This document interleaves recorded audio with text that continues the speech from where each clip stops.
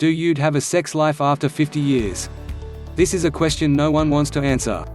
To answer yes to him means to strip naked, and this is a terrible shame. Especially for a woman who she doesn't always undress freely in front of her husband. To say no is to be considered a failure in front of the whole world. Sometimes partners in marriage cheat.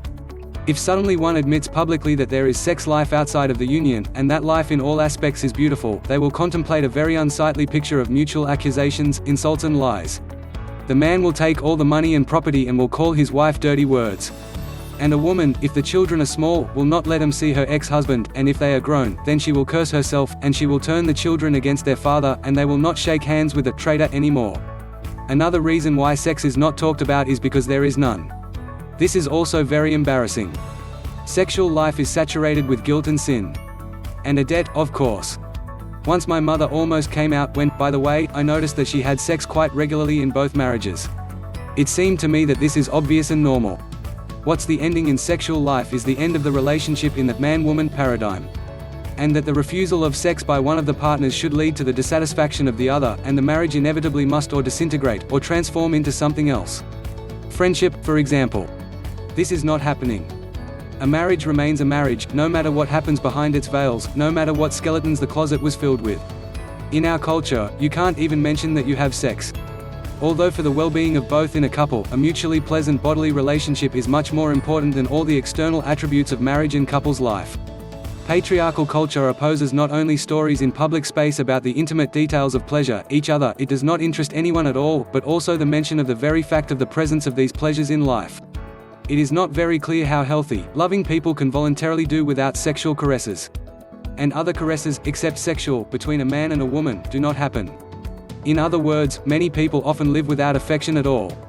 Society shields those who are married. Since they are married, then they have everything a priori good with love and sex. And if they are in a long marriage, then no one should have any doubts at all. Frank conversations with people suggest otherwise. The fact is, divorced or an unmarried woman has more sex in life than a married one. But it is also more decent to keep silent about this. Almost all married men walk to the left or have parallel connections. Married ladies ask unmarried people a little haughtily, "Well, why are you alone then, since you are so happy?" Happy married woman is a category too foggy, and no one is going to dispel the fog. No matter how you look at it, the conversation about sex doesn't go well, that's all.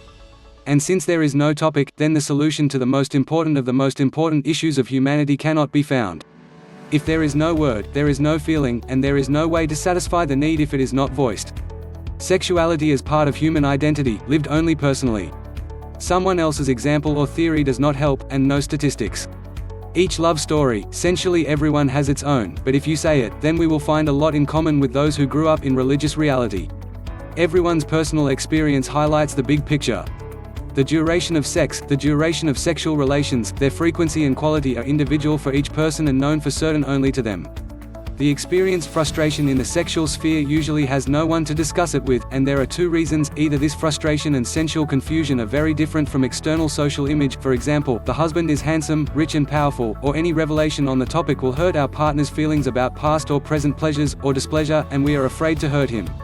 At the same time, it rarely occurs to us, and we are not taught that we are responsible for our feelings ourselves, and only we can improve our life so that our sensory sphere and our social position and external image will cease to contradict each other and bring us to a state of internal discord and disease.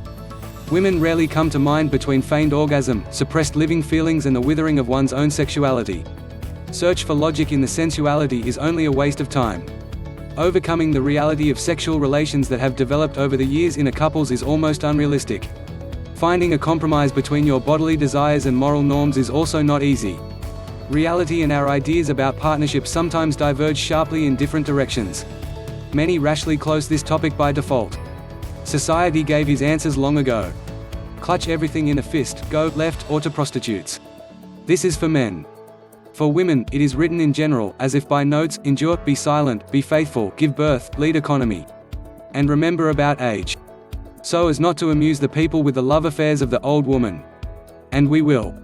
The magic number 50, the latest women's crisis, is a lucky opportunity to sweep away all cards and representations and decisively take the path of personal female happiness.